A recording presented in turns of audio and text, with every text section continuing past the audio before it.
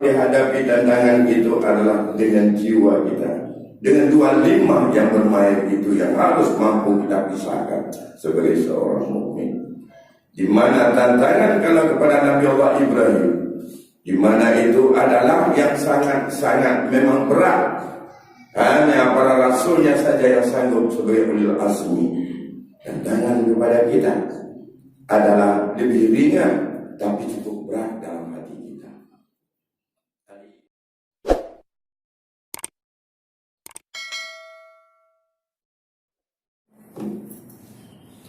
Bismillahirrahmanirrahim. Assalamualaikum warahmatullahi wabarakatuh. Alhamdulillahilladzi ahyana ba'dama amatana wa ilaihi nusyur. Allahumma salli wa sallim ala sayyidina Muhammadin sayyidil anam wa ala alihi wa ashabihi ila yaumid dawam, amma ba'd. Fa ya ibadallah, ittaqullaha haqqa tuqatih wa la tamutunna illa wa antum muslimun. Segenap puji dan syukur kita persembahkan kehadirat Allah Subhanahu wa taala. Pada pagi 4 Zulhijjah 1440 Hijriah ini kita diberikan untuk penghidupan dan bisa menghirup udara segar kembali yang kita awali dengan melaksanakan salat berjamaah. Semoga Allah berikan kehidupan sepanjang hari ini sampai kita istirahat di bawah ridha dan lindungannya. Selawat dan salam kita sajikan kehadiran junjungan Nabi besar Muhammad sallallahu alaihi wasallam, di mana Rasul telah menunjukkan berbagai sunnah, di mana sunnah itu hendaknya menjadi landasan kepada kita sebagai umatnya untuk terus memahami, mengkaji, menghayati hikmah di balik daripada sunnah itu dalam konteks untuk kita untuk mendekatkan diri kepada Allah secara lengkap dan secara menyeluruh. Salah satu di antara sunnah adalah sunnah yang pernah dilakukan oleh Nabi Allah Ibrahim alaihissalam, yaitu ajaran kurban, di mana Rasul mengingatkan kepada umatnya bahwa siapa yang punya kemampuan tapi ia tak tergetar hati untuk mau melaksanakan kurban, membesarkan syiar nahar, maka orang itu lebih bagus tak usah dekat-dekat saja dengan musala kami. Memang mengapa hadis itu ancaman Rasul sampai tak usah dekat dengan musala kami? Tidak sepakat para imam mazhab untuk mengambil hukum, karena persoalan dalam hadis yang lain, terutama dalam mazhab kita Imam Syafi'i, mengatakan bahwa apabila sudah mulai muncul bulan Zulhijjah, hari ini hari keempat, dan siapa di antara kalian ada keinginan untuk berkurban, maka hendaklah kalian menjaga diri daripada menghilangkan daripada bulu dan rambut dan tidak menghilangkan kuku. Kata-kata man arada itu berarti tidak lazim dan tidak konkret. Maka dalam mazhab Syafi'iyah, hukum kurban itu adalah jadi sunnah. Andai kata tidak ada hadis ini, ancaman Rasul la yuqarribanna musallana, maka akan bisa dijadikan sebagai referensi, sebagai kewajiban utama. Begitu juga dalam mazhab Hanafi, melihat bahwa hukum terhadap kurban itu, di mana Rasul tak senang dan tak suka untuk dia berada dalam tempat salatnya, maka beliau berpendapat bahwa hukumnya ini wajib, namun tidak berdosa kalau ditinggalkan. Tapi umat Rasul tidak bisa mendapat syafaat di akhirat dari Rasulullah. Itu pendapat dalam mazhab Hanafi.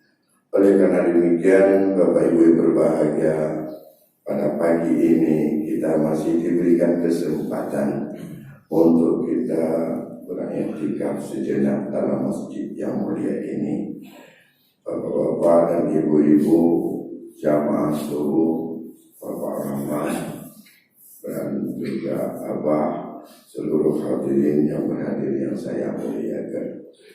Mengapa ajaran kurban itu begitu penting bagi kita dalam konteks kehidupan saat ini? Ajaran kurban merupakan lambang tentang keagungan, kehebatan, kemuliaan Nabi Allah Ibrahim yang mampu menghadapi, melewati, menyelesaikan segenap apa saja cobaan Allah yang diberikan kepadanya. Dan ajaran kurban, perintah kurban kepada Ibrahim adalah perintah yang di luar jangkauan akal manusia, di luar daripada kemampuan untuk yang bisa dianalisa secara rasio dan filosofi, tapi hanya bisa dilakukan saja oleh orang secara dogmatis, secara tauqifi, karena ini perintah dari Khalik. Khalik lebih tahu, Khalik lebih ngerti daripada apa yang diberikan kekuatan akal kita untuk menganalisisnya. Disitulah keagungan iman, tanpa perlu untuk semua daripada perintah itu harus rasional, harus bisa dianalisis. Ada hal yang belum terjangkau akal ini untuk menganalisa. Percaya sajalah tentang apa yang telah diperintahkan oleh syarak. Yakin syarak tak pernah menyuruh sesuatu untuk kemaslahatan orang lain, tapi kemaslahatan diri dan manusia, bukan untuk kebaikan dan untuk tidak ada alasan. Kemudian apa yang kita lihat puncaknya itu tentang anjuran kurban kepada Ibrahim, yang dilihat daripada aspek iman, maka tantangan godaan syaitan laknatillah bisa untuk dipisahkan, yang mana syaitan, yang mana daripada bisikan malaikat atau anjuran Allah. Itu penting, di mana di saat ada dua bisikan terhadap perintah kurban, maka saat itu orang yang beriman dan betul-betul imannya kuat, ia bisa membedakan ini bisikan iblis, ini bisikan Allah atau bisikan malaikat. Di mana Rasul mengingatkan dalam potensi kita, di dalam jiwa manusia 5 tali, ada 2 lima, ada 2 kekuatan di sini. Limmatul malam wa limmatul syaitan. Kita ada kekuatan yang bermain dalam sebuah arena. Yang arena ini adalah di dalam hati kita. Ini ada 2 bisikan terus. Ada kala bisikan syaitan, ada kala bisikan itu datangnya dari iblis laknatillah. Kalau kita sekali-sekali datang di jalan ketemu sebuah dompet, itu yang pertama saya bisikan malaikat dulu yang pertama. Kita yakin bahwa dompet ini ada orang yang takut dompet, itu udah pasti. Tapi sementara itu bilang ada orang enggak. Nah ini ada yang lain ini dalam hatinya. Ada orang enggak. Apa tujuan dengan sentuhan hati itu? Ada orang enggak? ada tujuan sesuatu. Kalau ingin menyelamatkan dompet, tidak ada urusan ada orang atau tidak. Tapi setan kena coba lihat ada orang enggak. Kalau nggak ada orang, kamu amankan terus. Kalau ada orang, pura-pura ambil, untuk kebaikan kembali. Ini sudah ada menyangkut dengan bisikan-bisikan itu dua. Tetap yang pertama datang, bisikan itu datang dari malaikat. Begitu bangun subuh, wah, udah azan. Itu sudah cukup, sedang dah azan, udah untuk salat subuh. Habis itu, bening tadi, bentar lagi. Itu udah lain yang datangnya.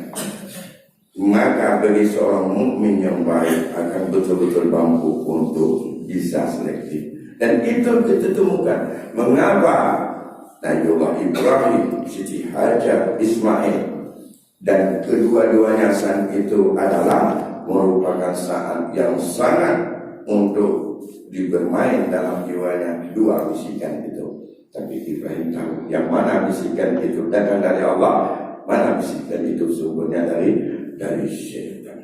Maka untuk itu mari kita untuk mengikuti, membesarkan, mengagungkan syiar Allah dengan kurban itu yang kita yakin bahwa kita akan ada dalam doa Nabiullah Ibrahim alaihissalam. Apa doa Ibrahim? Di mana yang pertama Ibrahim di saat Allah menceritakan di dalam Al-Quran, di mana manakala Allah telah mencoba kepada hambanya Ibrahim dengan beberapa kalimat, Allah ingatkan kepada kita, ia bisa melewatinya. Fa'atammahunna. Ibrahim menyempurnakan dengan sempurna. Sehingga atas kesempurnaan beliau jalani mulai dari kecil sampai dengan berpisah keluarga. Yang pisah keluarga, anak masih kecil, ditinggalkan di sebuah lembah. Ia kembalikan, terserah anak itu dengan mamanya. Kemudian di saat sedang baru meranjak mau besar, datang lagi perintahkan untuk disembelih. Tapi itu semuanya memang sangat berat bagi jiwa. Maka inilah mendapat ujian dari Allah. Ibrahim, inni ja'iluka linnasi imama. Dijawab oleh Ibrahim, qala wa min dzurriyyati, termasuk kita. Tapi qala la yanalu zalimin. Bapak Ibu yang berbahagia, oleh karena demikian kalimah-kalimah yang diberikan kepada Ibrahim, dan ini yang perlu untuk kita sadari bahwa hari ini kalimah yang diberikan kepada umat Muhammad bentuknya beda, tantangan kepada jiwa sama.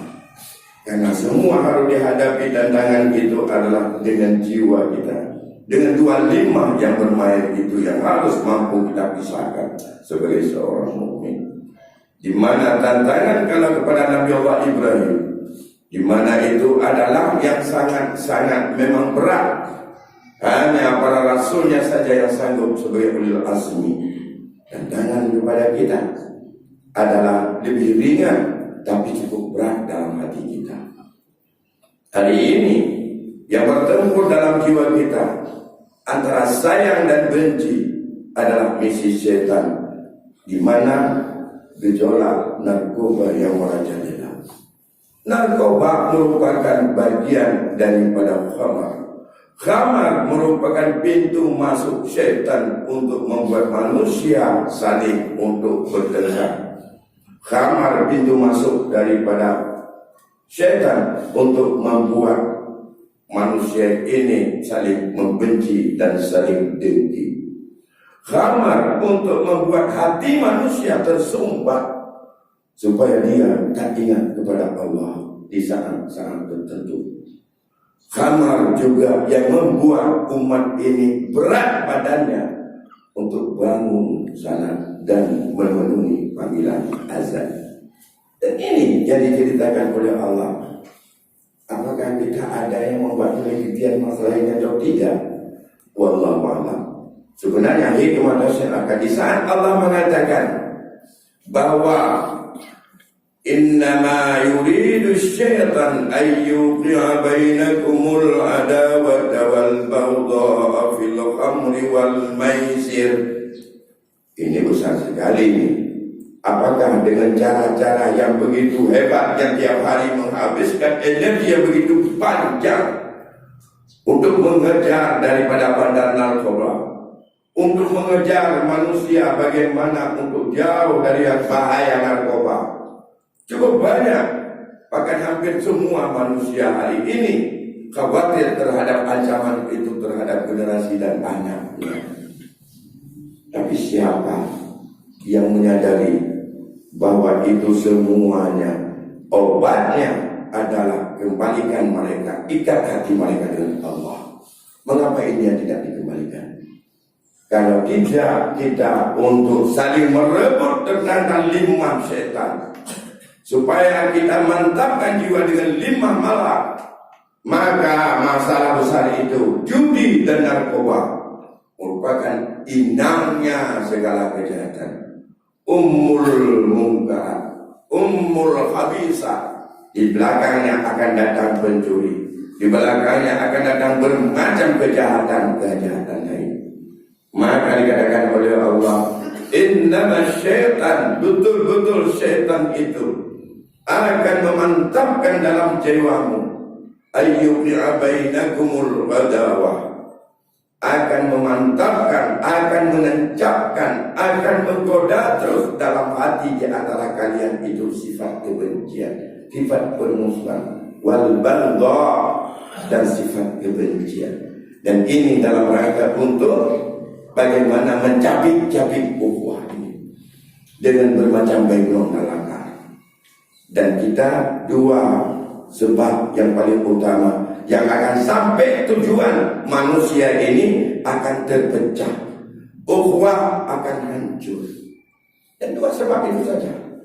Yang pertama menyuka benci yang tak boleh, yang betul yang tak boleh, yang ada yang tak salah. Di saat kebencian datang, 50 tahun baik dan begitu akrab, hanya dengan satu kebencian datang karena gampang, dan itu adalah semua akan hilang. Seperti kemarau 1 tahun tapi ditutupi oleh hujan 1 kali. Begitulah cara untuk ditutup. Banyak orang-orang mulia, tapi begitu sekali dia salah, maka itu yang nampak. Banyak orang yang cukup hancur-hancuran, tapi tak menjadi perhatian. Bahkan kita menjadi perhatian juga. Begitu 1 kali sungguhnya datang, alhamdulillah mencuri di jalan tidak kecil. Beri Allah yang hidayah dan perhatian. Buat 3 galaan. Tapi menyaksikan bunga rodaya yang bayang nanti dia datanya. Zaman dunia bayang. Ya, bayangkan hari ini. Jamaah Allah jaminkan. Ya Allah ala jamaah. Jamaah yang paling intisal. Perlindungan Allah, kekuasaan Allah diberi kepada jamaah. Tapi menyolo daripada masyarakat kita yang pisah dengan jamaah salat, maka ingat, syaitan zalbul is. Syaitan adalah serigalanya manusia. Dia akan terus menerkam satu. Baik dalam bidang tauhid diterkam, dalam bidang ekonomi diterkam, dalam bidang politik diterkam, dalam bidang hukum sudah lama diterkam, dan segala macam. Maka oleh karena demikian, yang kira 25 dalam jiwa kita ini, kita sama seperti apa yang Allah berikan tantangannya kepada Ibrahim. Beda bentuk tantangannya saja. Maka semoga jangan pikirkan apa hubungan bahwa saya ini sedang menghadapi masalah dengan amalan kurban. Maka ini katakan disebutlah Ibrahim, ingat kepada Ibrahim.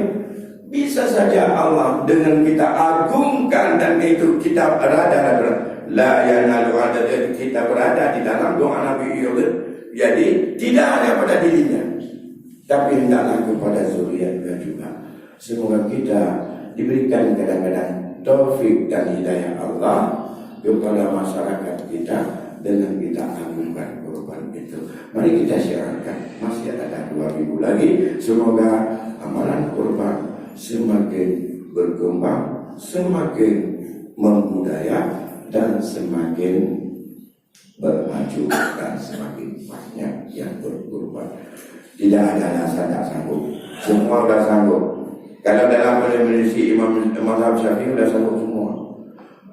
Dalam definisi Ahmad bin Hanbal lebih sanggup.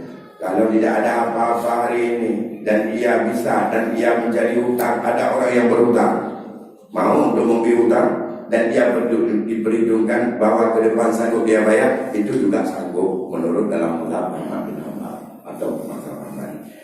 Kalau dalam mazhab tidak aman, sanggupnya cukup makan untuk makan, pakaian, tempat tinggal untuk 4 hari.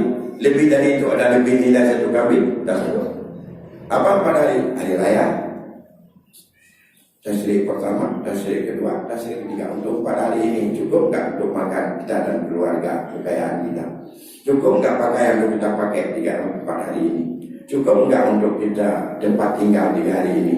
Kalau nggak ada rumah mungkin sewa hotel saja untuk hari. Lebih itu tidak ada, mungkin bayar tidur bawah kolong jembatan.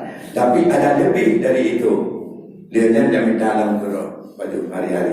Lebih seekor kambing harganya sanggup dalam mazhab Syafi'i. Sanggup. Mudah-mudahan kesanggupan ini tidak akan merasa malu. Malu bagian dari iman. Apa malu? Pada Allah bilang malu dalam kesyafaan Rasul. Munyonya juga. Bubuk kesyafaan itu. Ikat aku pada rumah kalau buka aja muka. Dan tahu aku bingung salah itu. Kena cakap dah. Ini itu malaikat. Nanti mengelak mereka la yuqarribanna musallana. Ada yang besar dalam hati. Bapak Ibu berbahaya. Saya pikir demikianlah. Masih ada waktu lagi. Mari kita ajak saudara-saudara kita untuk kita agungkan kurban ini dan kita besarkan amalan yang paling mulia di hari akhir itu adalah memperbanyak irahu dan untuk memperbanyak sembelihan kurban, yaitu cucuran daripada daging ataupun darah kurban itu sendiri. Demikian yang dapat kami sampaikan. Selamat kita untuk melaksanakan ibadah hari ini. Selamat kita untuk bermuhasabah. Selamat kita untuk menyambut datangnya Idul Akbar, hari raya agung. Yang agungnya apa? Inilah yang paling agung. Kita mampu dan sanggup untuk memerangi jiwa kita sendiri, melawan jiwa kita sendiri dengan kepikiran untuk kita bisa agungkan syiarnya, melakukan amalan perintah Allah, perintah Rasul sehabis-habis amalan adalah untuk kita cucurkan darah kurban setelah kita salat Idul Adha. Mudah-mudahan Allah berikan hidayah dan taufik kepada kita dan kepada masyarakat kita, kepada keluarga kita. Lebih kurang saya mohon maaf. Terima kasih atas perhatian dan saya akhiri dengan wabillahi taufiq wal hidayah. Assalamualaikum warahmatullahi wabarakatuh.